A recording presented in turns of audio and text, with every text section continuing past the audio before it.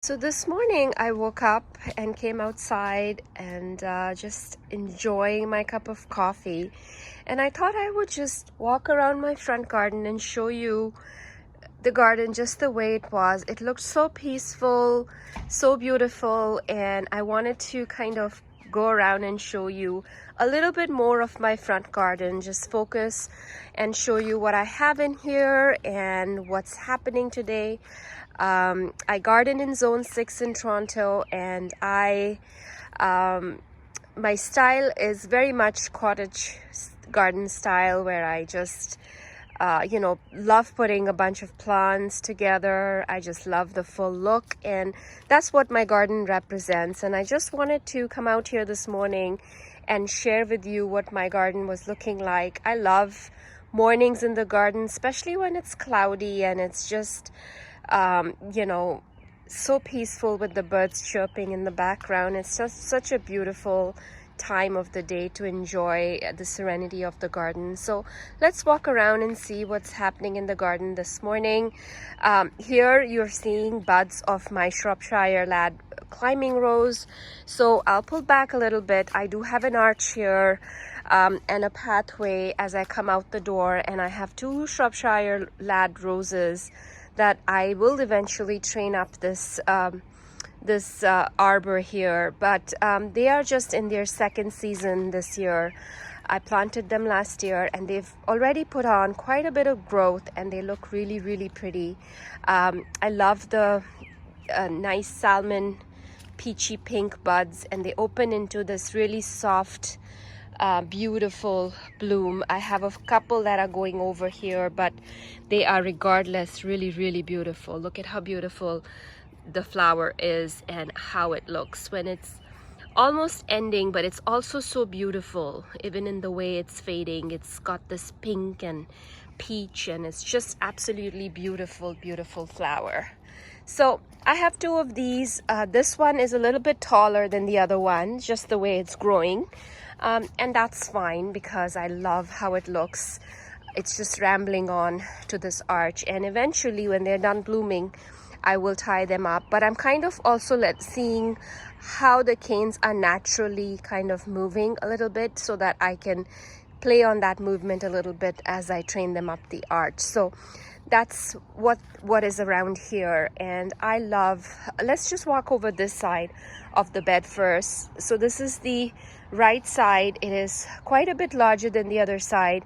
It spans, it's quite deep in the back there, and then it spans all the way around this chain link fence here. So let's see what's over here. So here I have Tranquility Rose. So this is another David Austin rose, and it is absolutely stunning. It's opened its first full bloom, and it is so beautiful, so pure white. It has a little creamy center, and the buds have a little pink tinge on it, and I just love this rose. It's so beautiful. And in the front I do have a couple of lavender plants. These are phenomenal lavender plants, so they have lots and lots of buds on them, and these should bloom very well for me, I think, in a couple of weeks. And then I do have Monarda here, which is it's getting ready to I think open up very soon. So I think it'll bloom along with the lavender when it starts. So I do have 3 of these Monardas here. These are the proven winner varieties. I think these are paint, those series that they have. I'm forgetting the names of it, but they are these bright pink Monardas, which are really, really beautiful. So in the back there, I do have a peony. I have hydrangeas in here. There's Quickfire Fab, and there's a couple of Bobos, which are really small right now because these were rescue plants. They are still recovering. They are in their 3rd season, but they are still quite a bit smaller, and I will probably keep them at a smaller size as well. But for now, they bloomed last year, so I'm hoping that they will do fine this year as well. So what else do I have in here? I have this beautiful, beautiful rose that's come into bloom. This is Peach Perfection Rose. It's just beautiful. I love how this one looks. It's got a beautiful color and beautiful buds, beautiful structure. I just love this rose. It's really, really gorgeous. And even as it's going over, this is a very old bloom. I think it's been here for a week now, and it's still beautiful in that state. So, and here is another one. It's kind of has a different color as well. So just beautiful.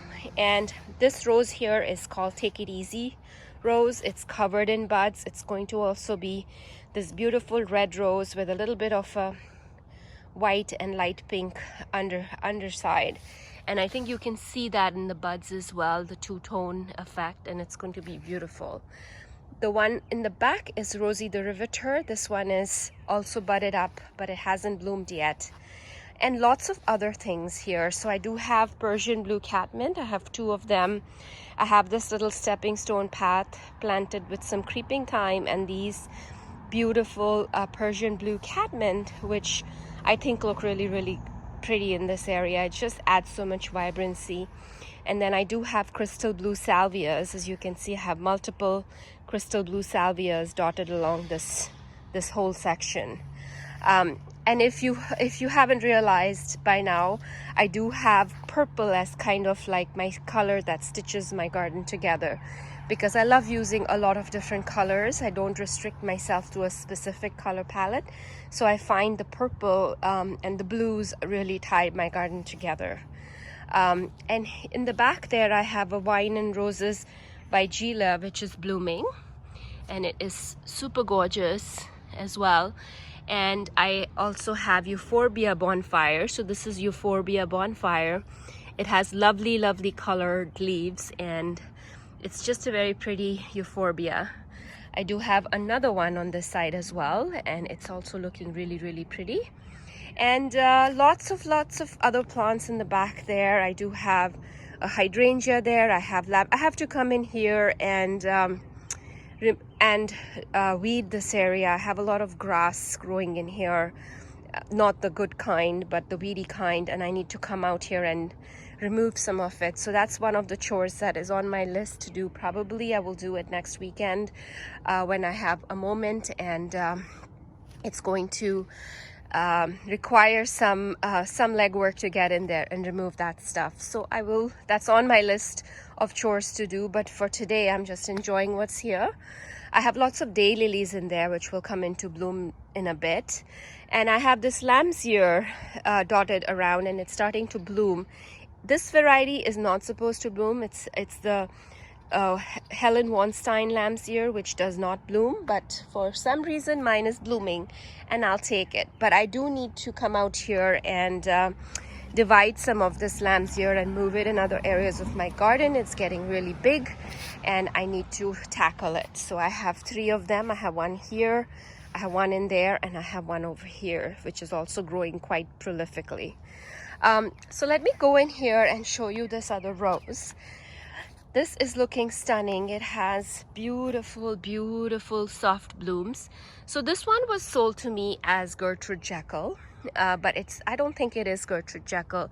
I personally feel this is Abraham Darby because it looks quite a bit like that. The flowers have this beautiful, almost like a green, yellow petal, and a little soft yellow in the center and little lime green in it, and it is just a beautiful flower in full bloom right now, just looking absolutely stunning. I just love this flower so much. It's so gorgeous, and it's really, really coming into its own right now in the garden. And I have geranium here, which is an old-fashioned, I think, big root geranium, which does beautifully. I've moved it in several areas of my garden to kind of give it more of a ground cover, and it's really, really gorgeous. So let me walk around and show you what's on this side. So what's really, really popping right now is this beautiful moonshine yarrow that is blooming, just starting to bloom in this garden.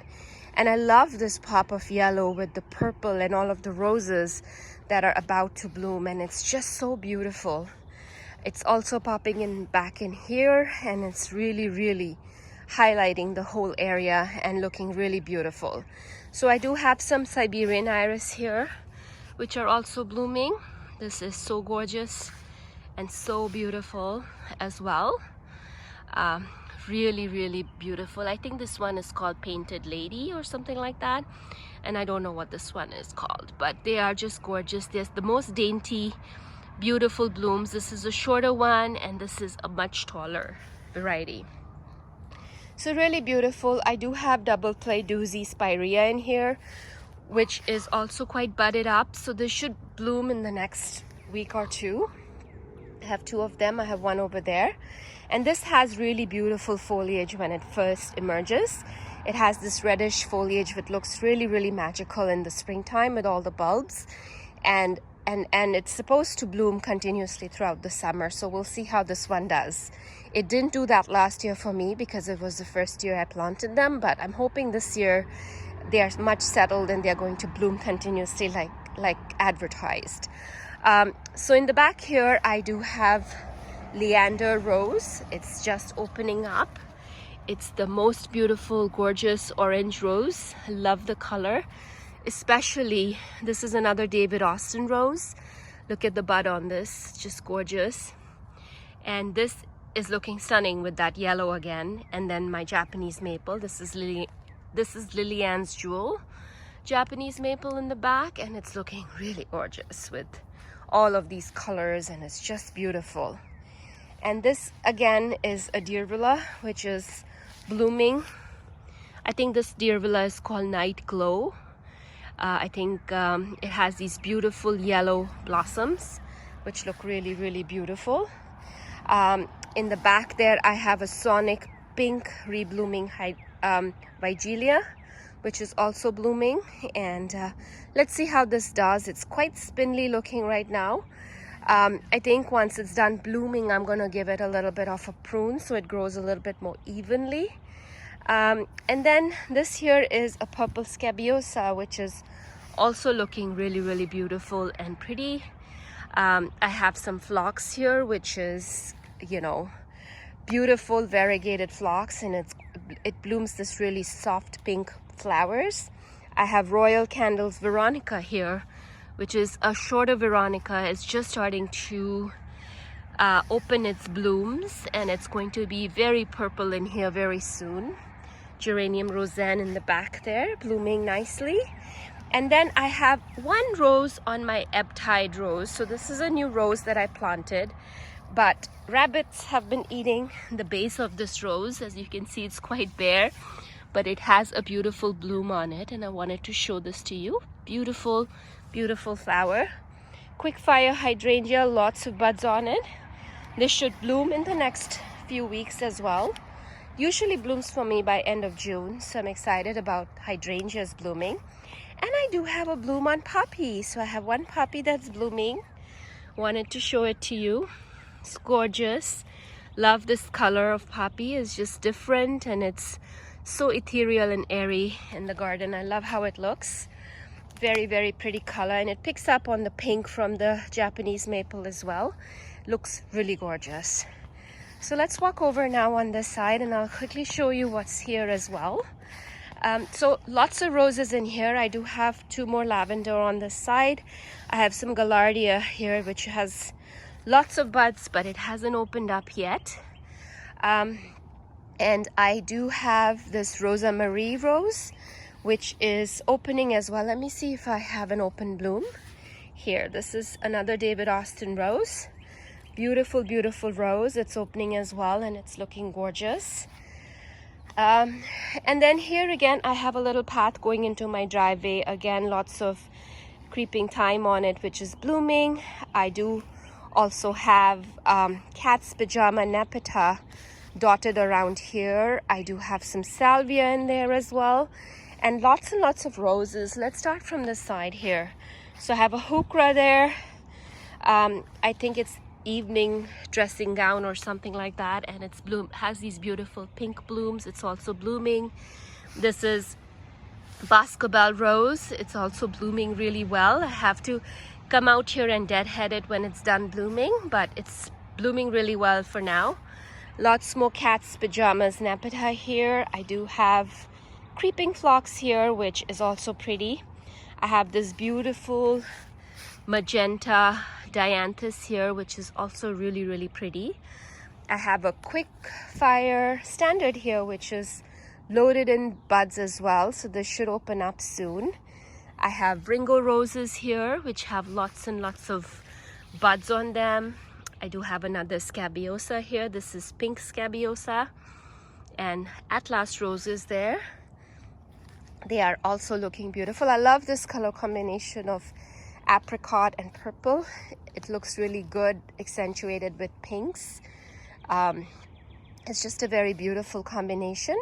I do have a couple of peonies here which are going over, and then I have little lime hydrangeas there which will quickly take over once the peonies are gone.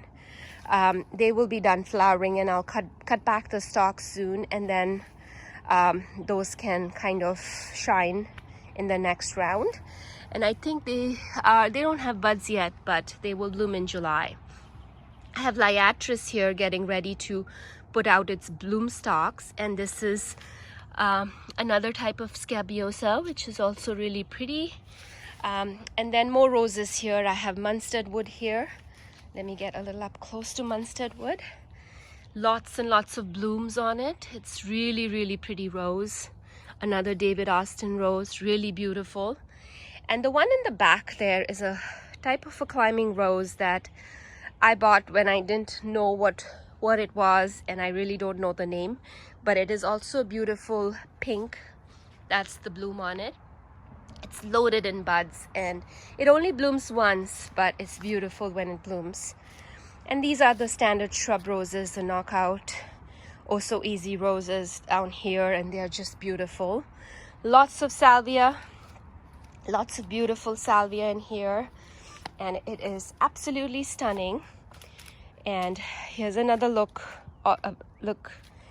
And then this is a yellow alyssum, and there is a cerise rock rose here, which is a beautiful low growing, mat forming ground cover type plant, and it has these beautiful bright cherry pink flowers, and it's beautiful.